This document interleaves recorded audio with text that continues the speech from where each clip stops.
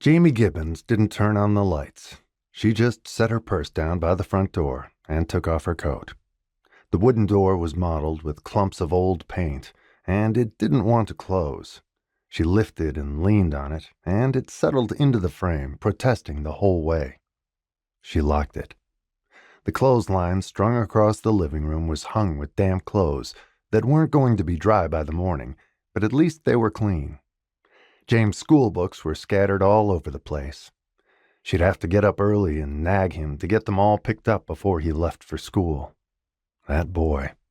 He was the smarter of her two sons, but he had the worst grades. Tyrone squeezed every point he could out of his schoolwork, turned it in on time, did all the extra credit he could get, and took care of the house and his brother while he did it. James seemed to think he could coast through life on his wits. She was just lucky Tyrone was the older of the two. She couldn't have done it otherwise. She peeked through the doorway into the larger of the two bedrooms, too small for a pair of growing boys, but the best she had to give them. They were asleep, or at least James was. She heard him snoring away. Tyrone had the covers pulled up over his head, and she thought she saw the wink of a flashlight under them. It wasn't too late yet. She'd let him read for a while. Her feet hurt, and she wanted to sit down for a minute anyway. As soon as she wrote one more letter, she'd look in on them one more time, then go to bed. There wasn't a door to the kitchen, just an old curtain. She pulled it shut and turned on the overhead light.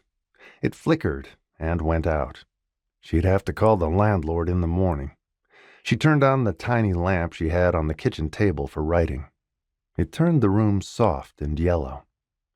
The dishes were done and drying in the plastic rack, and a note on the table said James needed more lunch money by Tuesday. She didn't have any on her, and the next check was all spoken for. Time to dig around under the couch cushions, as if she hadn't done that 100 times already this year.